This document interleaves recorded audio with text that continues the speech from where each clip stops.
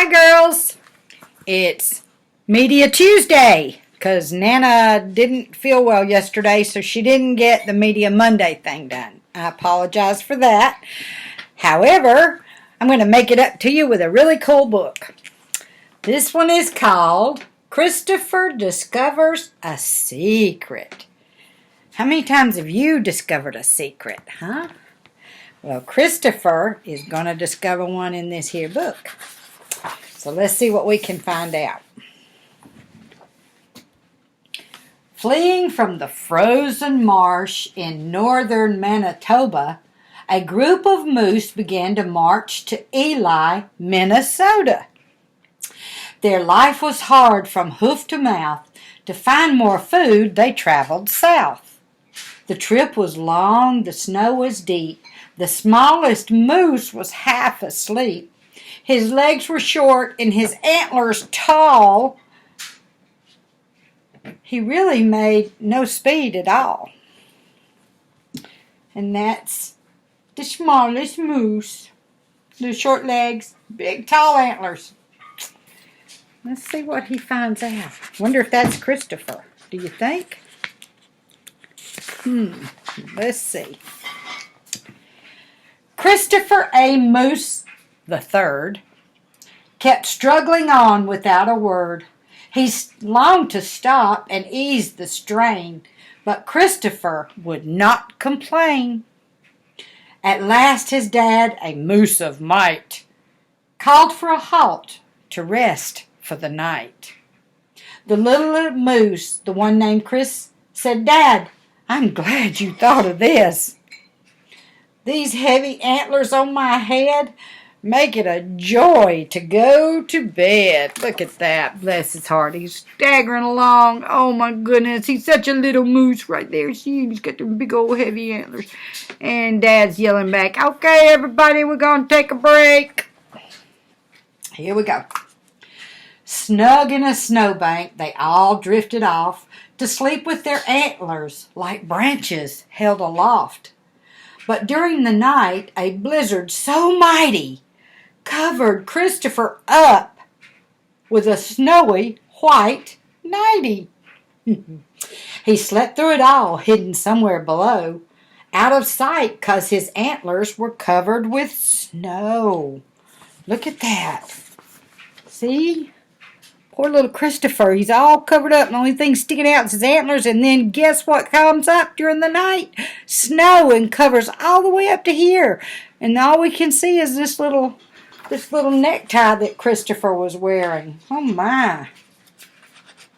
Let's find out what happens next.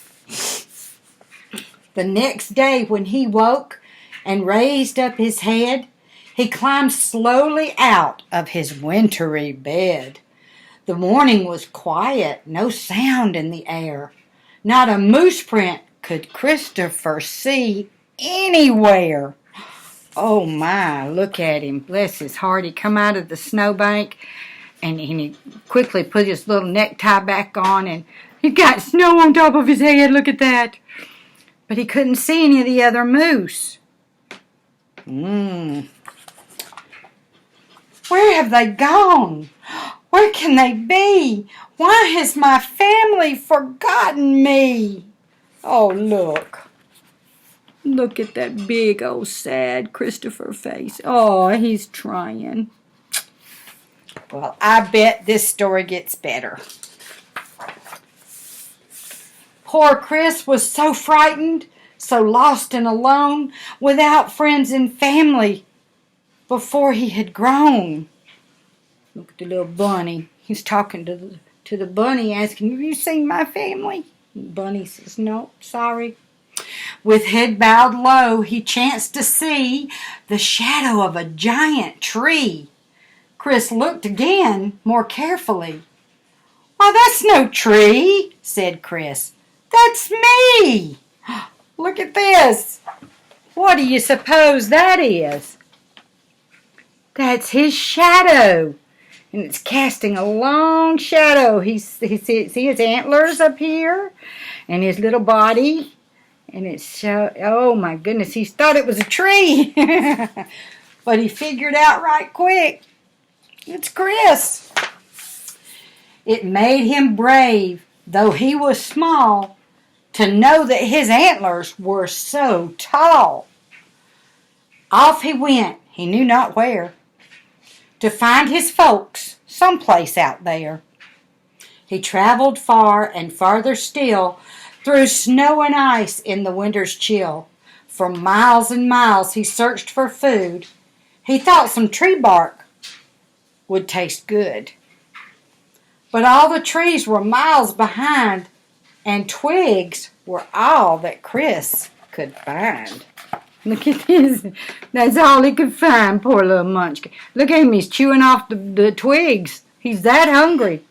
Because moose eat leaves and grasses and things like that. And when wintertime comes, there's no leaves and grasses and stuff out in the snow. So he's got to do the best he can with what's there, and all that's there is twigs. But on those twigs, there's some little buds. So I guess that gets him by for a while. But he doesn't look so little anymore, does he? Interesting. At last he saw some friendly men, all dressed up in snug walrus skin. They looked so strange. Where could he be? The North Pole, they said. I'm lost, said he. Look at Chris. He's so lost. He's up at the North Pole. Who do we know that lives at the North Pole? That's right, Santa Claus. And there's the little men. I don't know if they're elves or anything like that. I think they're Eskimo. But they're out trapping seals and stuff. And bless his heart, little Chris, his little tail's wagging because he thought he might have found some friends. But no, they're not his family. So what is going to happen with this poor little moose? Well, we're fixing to find out. And if I can get the page to turn. But then he thought, I think it's here that Santa lives all throughout the year. Whose house is that? Yeah, that looks like Santa's cottage, doesn't it? Then Chris heard a noise up in the sky, and there went Santa flying by, training his reindeer left and right, practicing for that perfect flight.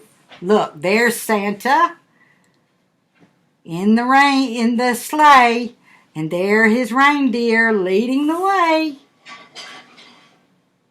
And Chris is standing in front of Santa's little cottage there. He's figured out where Santa lives. Wow. But Santa's sleigh still lacked a rack to safely hold his Christmas sack. The elves were working to repair the damage from last season's wear. There they are. Look at them. They're working hard. They're working hard on the sleigh to try and fix what got broken during the last flight at Christmas last year. Doesn't appear to be going very well, does it? Well, let's see what happens. The reindeer took a turn too fast, and Santa's sack went flying past. Oh, my goodness. Poor old Santa looks like he's about to go out of it, too. Look at that. He's hanging on for dear life by his hands. Look at that. Just barely hanging on. And there's the sleigh, and there's the reindeer heading out of the page there. Chris knew the toys would all be smashed and dashed to help before they crashed. Brave little moose, isn't he? He leaped to catch them, jumping high. Success! As they went sailing by. In Santa's pack, he caught the sack.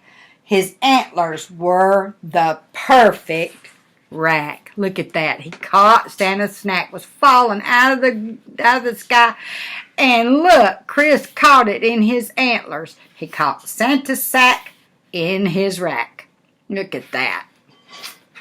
What a jump for such a little moose. Okay, let's see what's going to happen next. Ooh, it's hard for Nana to turn these pages. But why was he not coming down? He wondered with a worried frown. He floated high above the ground quite for some time, and then he found that he was gliding high in flight. An airborne moose? Oh, what a sight! His antlers were like wings on planes. His tail was a rudder, which explains the reason he could glide so high on updraft breezes in the sky. Look at Santa looking down here. He's like, well, are you going to come down? But look at him. He's got Santa's sack in there in his rack, and he's flying. Look at that. No wings on that moose. He's flying just like a reindeer. What do you make of that? He twirled his ears, then turned around and floated smoothly to the ground. Well, what is this? Old Santa said. You caught my sack upon your head. You're not a reindeer, that's quite clear. Your antlers spread from here to here. No, Chris replied, I'm not a deer, but I just learned a secret here. My antlers were so very wide, and I'm so small that I can glide. I didn't know it right away, but now I'll practice every day that there's a wind or steady breeze to lift me up above the trees. Look at that. He's getting better at it, isn't he? His face doesn't look so startled anymore, does it? And look at Santa. Santa just thinks that's the stuff. Look at that. What about it? I'm Christopher A. Moose the Third. I've lost my family. Have you heard? They got up early weeks ago while I was sleeping in the snow. They didn't know. They couldn't see. The snow had completely covered me. So on they went and never guessed that I wasn't traveling with the rest. I got confused and turned about. I headed north instead of south. But gliding high will show me more than I've ever seen before. And that will help me find my dad and all the other friends I had. Look at this. Christopher has figured it out. He's looking up in the sky saying, well, if I go back up there, I might see my mom and my dad. And there's Santa's sack with the toys in it, all safe and sound, back on the snowy ground. Good luck, said Santa, and thank you, too. The toys are all as good as new. Not one broken, not one cracked, because you did your gliding act. Christopher, listen, do you hear? A far-off bellow. Turn your ear. Christopher listened. The sound was sad. Somehow he knew it was his dad. Look at this. Look at the little bunny. The little bunny's ears are twitching. Look at that. And Christopher's twitching his ears. And look, he's sitting in the sled with Santa. Oh, my goodness. He says, they're looking for me. Oh, my goodness. Well, can anybody guess what's going to happen? He cocked his ear to the sound and raised his head toward higher ground. And there upon a snowy mound, his dad stood looking all around. Here I am, Dad, Christopher cried. His heart was thumping hard inside. Don't you know it was just making that noise like that? The startled father stood quite still, then galloped wildly down the hill. Old Santa beamed. It was a treat to know that the two again would meet. And there goes Christopher and Santa waiting on Dad. Dad's up there. Christopher! Down he runs to Christopher. How about that? That's a nice story, isn't it? Christopher was a curious little moose, but he discovered the secret of where Santa lives.